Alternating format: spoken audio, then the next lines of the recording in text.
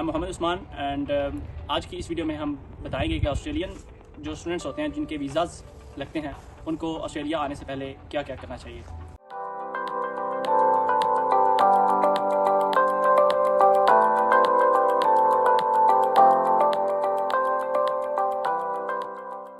मेरा नाम अयाज किज़र है। आज मैं एक अपने से दोस्त से मिला हूँ जिनको काफ़ी अर्सा यहाँ ऑस्ट्रेलिया हो चुका है और मैं अभी नया स्टूडेंट हूँ। तो मैं इनसे कुछ ऐसी चीज़ें पूछूंगा जिससे जो अभी स्टूडेंट पाकिस्तान है या जो भी वीज़ा अप्लाई कर रहे हैं उनको फ़ायदा हासिल होगा। तो शुरू करें जी। अच्छा, सबसे पहले जो ज़हन में आता है हमारे, हम उधर होते हैं, हमारा वीज़ा ग्रांट हो जाता है, उसके बाद हमें क्या करना चाहिए? यार देखिए, सबसे पहले तो एक तो बहुत अच्छी बात है कि आपका ऑस्ट्रेलिया का वीज़ा लगे। लाइक अभी तक जो हालात हैं दूसरी कंट्रीज़ के, अमेरिका को छोड़ के यूके में भी काफ़ी दोस्त देखे हैं जो वहाँ पर गए हैं और उस तरह के हालात नहीं हैं। तो ऑस्ट्रेलिया का अगर वीज़ा लगे तो वो बहुत अच्छी बात है। और ये आपने बहुत अच्छी और इम्पोर्टेंट चीज़ पूछी है कि जब पाकिस्तान में रहते हुए आपको आपका वीज़ा ग्रांट होता है तो किन चीज़ों का ख्याल रखना चाहिए। स्टूडेंट्स नहीं ख्याल करते और बाद में यहाँ आकर पछताते हैं। फिर वो क्या करते हैं, वो इलीगली वहाँ पर, जो आपने मीडिया पर भी देखा कि वो गिलगित बल्तिस्तान के जो लाइसेंस बने थे तो उसकी वजह से यहाँ पर काफ़ी फिर स्टूडेंट्स को इशूज़ हो रहे हैं। तो सबसे पहले मैं बात करूँगा ड्राइविंग लाइसेंस के हवाले से कि आपको जब आप पाकिस्तान में हैं तो आपको अपने ड्राइविंग लाइसेंस सबसे पहले बनवाना चाहिए, सबसे पहले, क्योंकि ये आपकी प्रायोरिटी होनी चाहिए। यहाँ पर आकर आपको ड्राइविंग का बहुत ज़्यादा यहाँ पर काम है, खासतौर पर उबर ईट्स होती है या कोई पार्सल डिलीवर्स वाला काम होता है, तो सबसे पहले जो है वो आपको अपना ड्राइविंग लाइसेंस बनवाना चाहिए, मस्ट बनवाना चाहिए। अच्छा, इसमें मैं आपसे थोड़ी और वाज़ह करना चाहता हूँ कि मुझे इंटरनेशनल ड्राइविंग लाइसेंस की ज़रूरत होगी। जो भी कोई स्टूडेंट आता है या उससे वो उधर जो पाकिस्तान में हम इन्हें लाइसेंस यूज़ करते हैं वही सही रहेगा या उसे कन्वर्ट करना चाहिए इंटरनेशनल में, वो किधर यूज़ होता है? देखें, जो आपका पाकिस्तान में लाइसेंस है उसको आपने दोबारा से कोई वहाँ पर एफिडेविट, कोई सर्टिफिकेट लेने की ज़रूरत नहीं है। बहुत सारे स्टूडेंट्स होते हैं जो हमें पैसे लगाते हैं कि यार इंटरनेशनल में कन्वर्ट करवा लेते हैं, उसका फ़ायदा होगा। फ़ायदा कुछ नहीं है। आपका जो पाकिस्तानी लाइसेंस है उसने भी उतना ही आगे चलना है, आपका जो इंटरनेशनल लाइसेंस है उसने भी उतना ही आगे चलना है। उन दोनों की वैल्यू सेम है। आप जिस आपके पास जो लाइसेंस है वो उस पर आप फोकस करें। हाँ, उसमें एक और चीज़ आ जाती है आपको कि 25 अबव है या 25 डाउन है, लाइक बिलो 25 है। उसमें ये चीज़ें हैं कि अगर आप NSW न्यू साउथ वेल्स की स्टेट में आते हैं तो आपके पास जो लाइसेंस है पाकिस्तानी वो 3 years ओल्ड होगा तो आप NSW की स्टेट में कन्वर्ट कर सकते हैं। अगर वो पुराना नहीं है, आपके पास नया है, आप बनवा के हैं, तो फिर यहाँ पे रूल है ऑस्ट्रेलिया के अंदर, ये बहुत इंपॉर्टेंट चीज़ है कि जो ऑस्ट्रेलिया ने रूल बनाया है वो ये है कि अगर आप जुलाई 2023 के बाद से हैं तो आपके पास आपने 6 months के अंदर अंदर आपने उसको कन्वर्ट करवाना है। ये ऑस्ट्रेलियन रूल है। अगर आप उसको कन्वर्ट नहीं करवाते तो आपके ऊपर भारी जुर्माने, यहाँ पर आपको पता ही है, आपको टाइम हो गया थोड़ा सा तो अंदाज़ा होगा कि कितने ज़्यादा यहाँ पर फाइन्स हैं जो आपको पे करने पड़ते हैं सिर्फ इन छोटी छोटी चीज़ों की वजह से। ठीक है, वीज़ा लगा, कुछ डॉक्यूमेंट मैंने ले लिए, उसमें एक लाइसेंस हो गया, लाइसेंस हुई है। उसके बाद जब मैंने एयरपोर्ट पे जाना है, उधर कौन से ज़रूरी डॉक्यूमेंट्स जो कि जिनके बगैर मुझे एंट्री नहीं मिल सकती, तो उसके बारे में बता दें।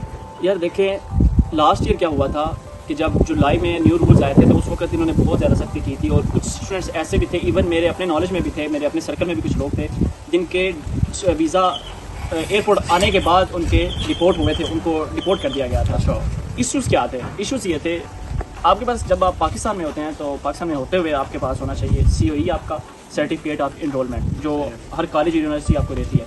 उसके बाद आपके पास ऑफर लेटर होना चाहिए जिसके ऊपर फीस वगैरह या आपका मोटिवेशन लिखा होता है यूनिवर्सिटी का। उसके अलावा जो इंपॉर्टेंट चीज़ है वो आपके पास आपका वीज़ा, वैलिड वीज़ा और आपका पासपोर्ट, वो भी वैलिड होना चाहिए। लाइक उसको रिन्यू करवाने वाला था, पहले से करवा लें, बाद में आकर इशूज़ बनते हैं। ठीक है, बेहतर हो गया, इसके बारे में हो गया। अभी चलें, एक स्टूडेंट आ जाता है ऑस्ट्रेलिया, लैंड कर जाता है, तो उसके बाद इधर आके उसे सबसे पहले जो मुश्किल काम होता है या अहम मरहला होता है इधर आने के बाद, वो कौन सा होता है? किस चीज़ को उधर फोकस करना चाहिए, तो उसके बारे में आप क्या कहना चाहेंगे? यार पाकिस्तान में रहते हुए मैं तो यही कहूँगा कि पाकिस्तान में रहते हुए आपको सबसे पहले अपनी अकोमोडेशन पर फोकस करना चाहिए।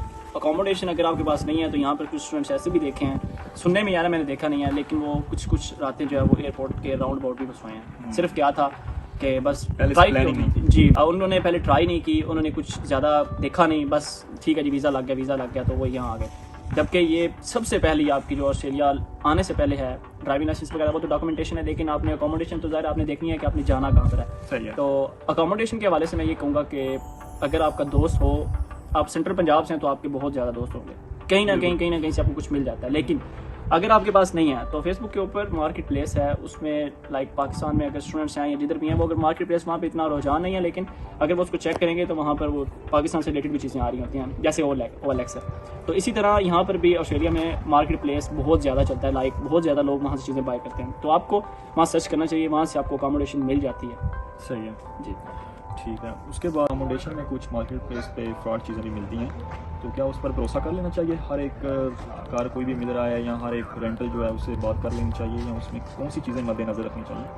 यार ऑस्ट्रेलिया में आकर, पाकिस्तान में भी है लेकिन ऑस्ट्रेलिया में आके स्कैम बहुत ज़्यादा है, वो बहुत ज़्यादा आपकी सोच से ज़्यादा है। बिल्कुल। मीन्स कि अगर मैं अपना बताऊं तो मैंने एक पार्सल डिलीवर किया था आज से 2 वीक्स पहले। अच्छा। मुझे नहीं पता उनको कहाँ से डिटेल्स पता चलती हैं, लेकिन मुझे कल को एक SMS आता है कि आपका पार्सल डिलीवर नहीं हुआ, तो आपका एड्रेस जो है उसमें इशू था, आप उस लिंक पे क्लिक करें और जाके उसमें चेंजेस करें।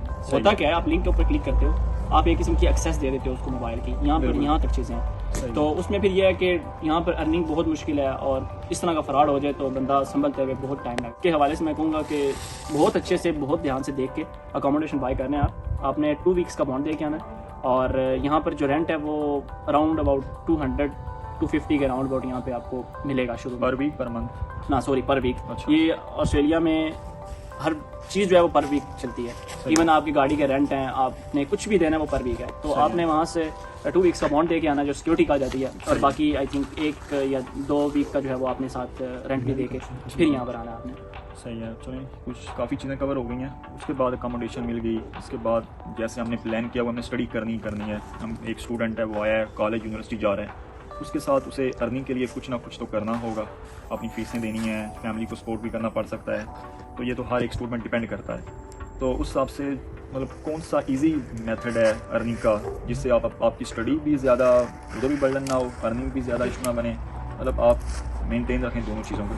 तो इस बारे में सबसे इजी वे पैसे कमाने का, अपनी फैमिली को या यूनिवर्सिटी की फ़ीस पे करने का, इस बारे में बताएं। यार ये अहम चीज़ है कि कोई भी स्टूडेंट है जब वो आना चाह रहा होता है, वो या तो कॉलेज में होता है या यूनिवर्सिटी में होता है। यूनिवर्सिटी के जो स्टूडेंट्स हैं उनको थोड़े से मुश्किलात ज़्यादा होती हैं, लाइक अराउंड अबाउट जो फ़ीस है वो 16,000 के करीब है, जो कि बहुत ज़्यादा फीस है, लाइक पर ईयर पर सेमेस्टर। और जो कॉलेज के हैं वो आई थिंक मैं यूनिवर्सिटी में हूँ, लेकिन ये है कि आप कॉलेज में आए थे आई थिंक, जी, तो आप आई थिंक वीकली कितना ले रहे हैं, मंथली सॉरी?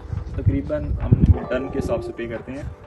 2 से 3 मंथ्स की एक टर्म होती है, उसकी तकरीबन $2,500 जो है उसकी वो फीस होती है। हाँ, ये अच्छी चीज़ है कि देखें, आप जब आते हो तो आपने सबसे पहले अर्निंग के हवाले से सोचना होता है कि आपने अपने अखराजात कहाँ से निकालने हैं, आपने घर को कैसे संभालना है, क्योंकि घर वाले जो आपको भेजते हैं मोस्टली या क्या होता है कि वो कहते हैं कि यार हमारा बच्चा कमाने जा रहा है। बिल्कुल, पढ़ाई का तो वैसे एक बहाना होता है, तो लेकिन मैं ये कहता हूँ कि पढ़ाई आपको ज़्यादा फोकस करना चाहिए। तो आपका सवाल था कि अर्निंग के हवाले से, तो यार जब आपने लैंड किया तो सबसे पहले TFN और ABN, ये ऑस्ट्रेलियन बिजनेस नंबर है, और TFN है, तो इन 2 चीज़ों को आपने पहले रजिस्टर होना होता है। और अगर आपके पास अपनी कम्युनिटी नहीं है, किसी और के पास आए हैं, तो आपको बहुत मुश्किल है कि कोई बताए, मीन्स के कोई बहुत दूर का दोस्त था या वैसे आपने अकोमोडेशन बाई किया है तो बहुत मुश्किल है कोई आपको बताए। तो ABN और TFN के बगैर आप ऊबर ईट्स है, यहाँ पर वो X है जो पैसेंजर वाला काम है, उसके अलावा DD है, DoorDash है, और भी बहुत सारी चीज़ें हैं इस तरह की। तो जब तक आपका वो दोनों नहीं बनेंगे, सारी अर्निंग आती है उसमें, तो वो आपका स्टार्ट ही नहीं होगा। तो सबसे पहले आपने कोशिश करनी है यहाँ पर आकर TFN